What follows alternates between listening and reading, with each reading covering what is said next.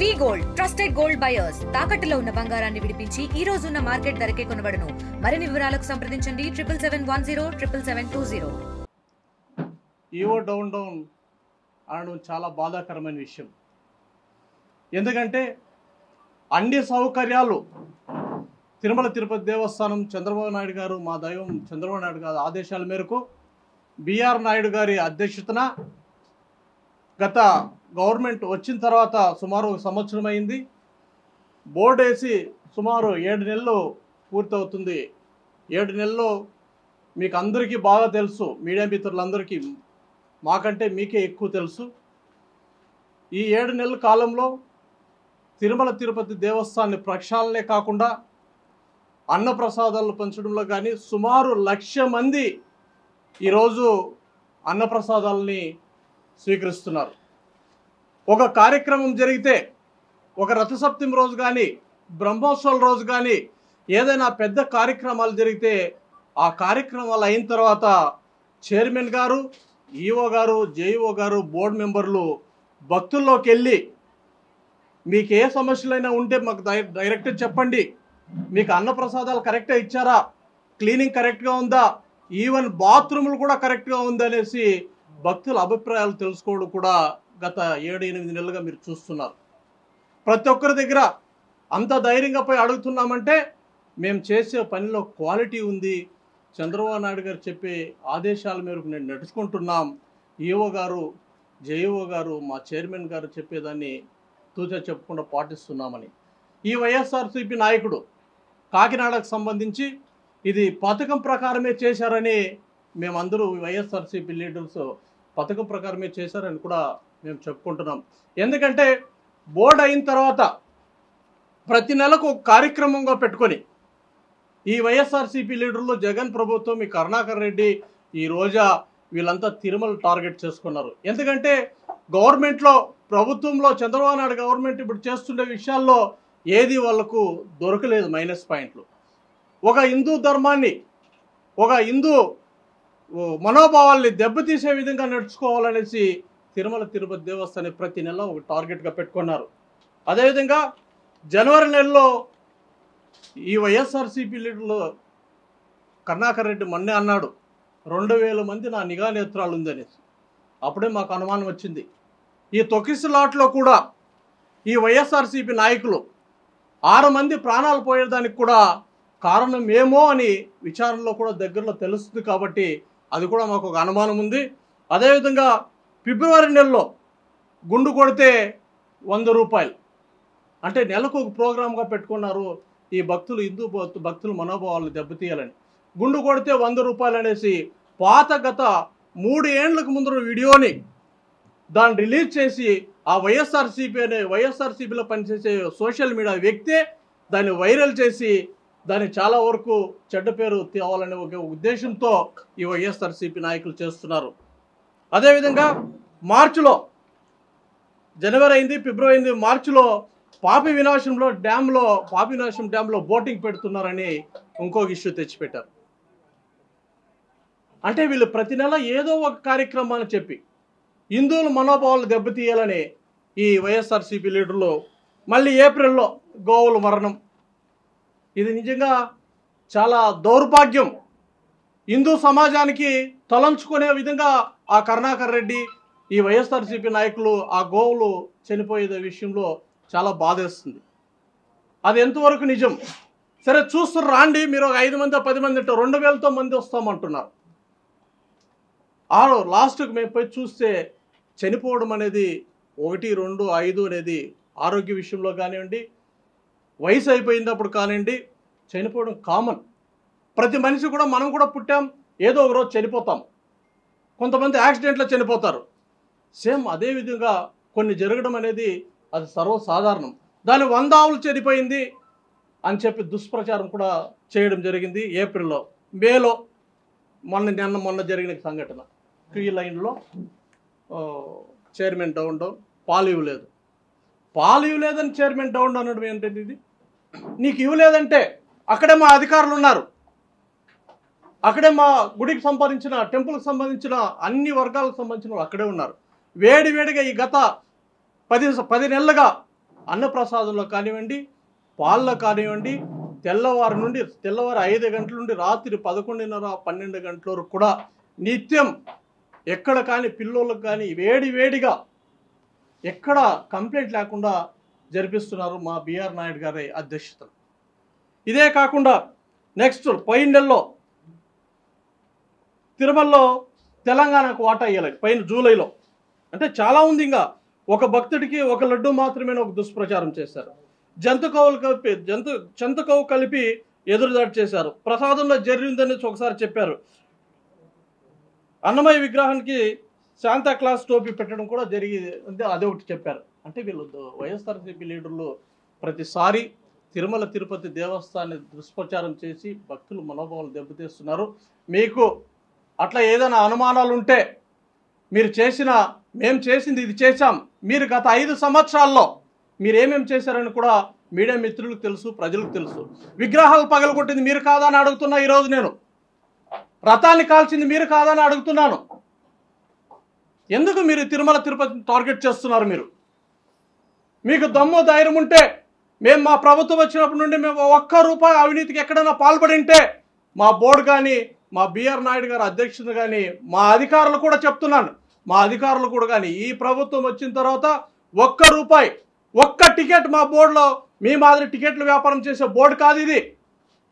సుమారు 1600 కోట్ల రూపాయలు కమిషన్లు మేము ఆపామనే, దీనికి ఇంజనీరింగ్ వర్క్లు మొత్తం ఆపామనేసి మీరు ఈరోజు తిరుమల తిరుపతి పైన దుష్ప్రచారాలు చేస్తున్నారు.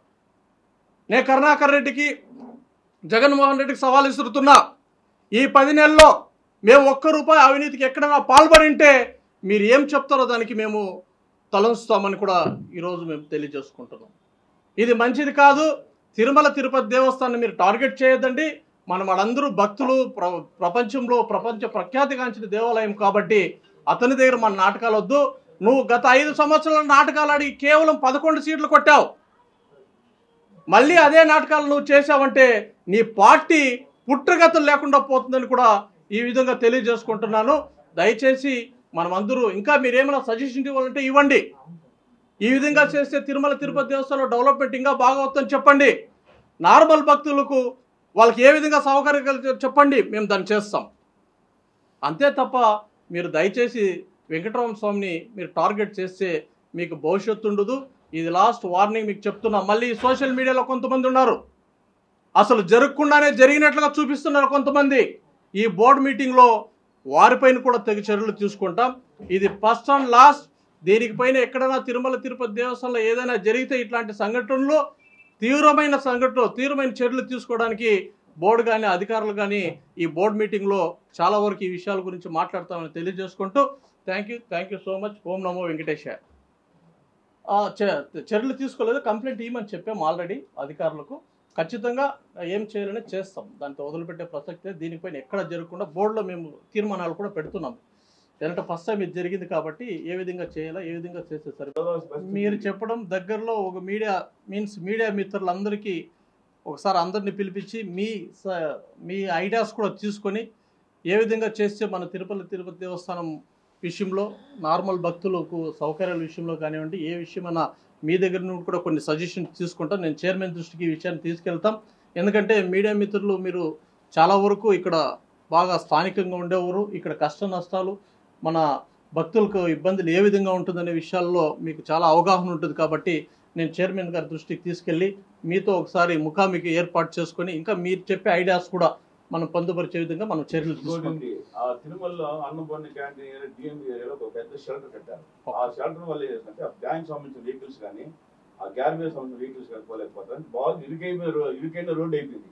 అది అనవసరంగా ఉంది ఆ షెడ్. అది ఎందుకంటే అక్కడ వచ్చి షెల్టర్ తీసుకొని యాత్రికుల కన్నా చుట్టూ ఏదో వర్కర్స్ మిస్యూజ్ అవుతారు. ఓకే, అదంతా మీరు చెప్తాం కదా. నెక్స్ట్ ముఖాముఖి ఓకే, అది చేస్తాం, మనం చేసుకుంటాం. నెక్స్ట్ ఇంకేదైనా ఉంటే చెప్పండి, పర్వాలేదు.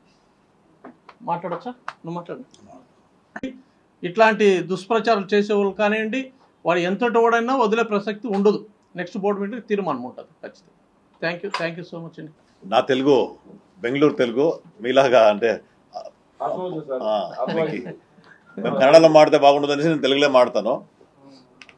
ఒకటి మొన్న నడిచిండే విషయము బాధకరం అనేది కినా ఇది పితూరి చేసినట్ల విషయం. అంటే మీకు అన్ని అంటే తెలిసి చేసినట్ల విషయం ఇది. చైర్మన్ డౌన్ కానీ వివో డౌన్ కానీ అనేసి మీకు మనకు అందరికీ తెలిసినది. అంటే ఈ దేవస్థానము విశ్వప్రఖ్యాతమైన దేవస్థానము. ఇక్కడ ఏం నడుస్తుందో విశ్వంలో తెలుస్తుంది. దీన్ని సోషల్ మీడియా కానీ మన మీడియా కానీ దాన్ని ప్రకటిస్తూనే ఉంటారు. గత ప్రభుత్వంలో మన వైఎస్ఆర్లో దీన్ని టూరిజం స్పాట్గా మార్చాలా అనేసి ప్రయత్నం చేశారు. అది అందరికీ తెలుసు మీడియా మిత్రులకి.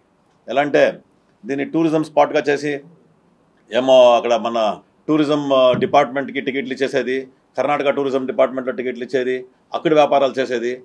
ఇలాగా మా ప్రభుత్వం వచ్చిన తర్వాత అంటే ఇది after Narendra Modi one of the big visionary leader is Chandrababu Naidu. అది అందరికీ తెలుసు. ఎలా అంటే మాకు చాలా బాగా తెలుసు కర్ణాటక వాళ్ళకి ఎంతో బాగా మీరు ఆంధ్రప్రదేశ్ని డెవలప్ చేశారనేసి, అఖండ ఆంధ్రప్రదేశ్ని. ఇప్పుడు ఆంధ్రప్రదేశ్ని డెవలప్ చేస్తూ ఉండే అట్లా వ్యక్తిని మీరు వెనకాల ఈడిస్తే మన దేశం అంటే ఇడీ దేశంలో ఇది పెద్ద న్యూస్ అవుతుంది.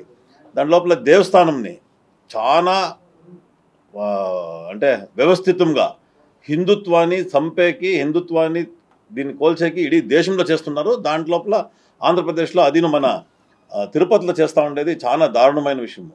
ఎలా అంటే హిందుత్వము ఉలుసుకో ఉండేది ఇక్కడ. అంటే మన హిందుత్వంలో ఉండే అట్లా దేవస్థానాల్లో చాలా గొప్పమైన దేవస్థానం. దీన్ని భూవైకుంఠం అంటారు. భూవైకుంఠంలో దేవుడు నిజంగానే అంటే ప్రత్యక్ష దేవుడు ఉండడానికి అందరూ జనాలు వచ్చేది. ఈ గతంలో ఎవరెవరు ఏమేమి చేస్తారు, వాళ్ళ నాన్న కానీ, వాళ్ళ అన్న కానీ, తమ్ముడు కానీ, అక్క కానీ, అంటే నేను ఎవరికి పేర్లు చెప్పలే, ఇట్లా వేరే వేరే వాళ్ళు ఎవరెవరు చేసారో అదనంతా అనుభవించినారు. ఇట్లా విషయాల్లో మీరు రాజకీయం తేకూడదు అనేసి మా బిఆర్ నాయుడు గారు ఫస్ట్ డేనే రాజకీయం చేయకూడదు, రాజకీయం చేసే వాళ్ళ పైన మేము కఠినమైన క్రమ జరిగిస్తామని చెప్పారు, అరెస్ట్ కూడా చేస్తామని చెప్పారు. ఇలా చేస్తే ముందిన దినాల్లో మనకి రాజకీయం ప్రభావము కొండ మీద రాకూడదు. ఎప్పుడు వచ్చిన లేదు. అది టీడీపీ వచ్చిన తర్వాత మన చంద్రబాబు ప్రభుత్వంలో ఎప్పుడు రాజకీయం అక్కడ చేయలేదు ఈ రోజు వరకును. ఎందుకంటే హిందుత్వ ప్లస్ దేవుని పైన అంత నమ్మకం ఉంది వాళ్ళకి. నమ్మకం లేకుండా వాళ్ళు రాజకీయం చేస్తూ ఉండేది పైన ప్రభుత్వం నుంచి పెట్టి ఈ ప్రభుత్వం వరకు. దీన్ని మనం ఏం చేయాలా అనేది మీ మీడియా ఇక్కడ ఒక ప్రశ్న అడిగరి, ఇట్లా ప్రశ్నలు అడిగి ఇట్లా సమాధానాలు చేసిందనే దాన్ని అక్కడ మనం ఎట్లా ఎంత బాగా పెంచాలి అనేసి, అలాంటి విశ్వం చూసే అట్లా జాగాని మనము ఈ చోట్ల రాజకీయం చేయకూడదు అనేది నా ఒక అభిప్రాయము. దీని గురించి మీరు చేస్తే గతంలో ఎవరెవరు ఏమేమి అనుభవించారో దాన్ని మీరు అనుభవించాలా అనేది నా 100% ఇది కాన్ఫిడెన్స్ ఉంది. దాన్ని మీరు అనుభవిస్తారు. దాని నుంచి ఈ రాజకీయం చేయకుండా దేవుని దీంట్లో మనం ఏం చేయాలా అనే దాంట్లో పెట్టుకొని ప్లస్ హిందుత్వాన్ని మనం పెంచే దృష్టి నుంచి మన జనాలు కూడా సహకరించాలా. దీన్ని మీరు ఇడీ దేశం నుంచి జనాలు చూస్తున్నారు. హిందుత్వంని ప్రతి సతి దాడి అయితేనే ఉంది గతం దీని నుంచి. సో దాని నుంచి మీరు హిందుత్వం పైన ఏమైనా చేస్తే ఉత్త ఆంధ్రప్రదేశ్ జనాలు మాత్రం కాదు, ఇడీ దేశం మీకు ఒక జవాబు చెప్తుంది అని చెప్పి నా మాట నీకు నిలబెడతాను.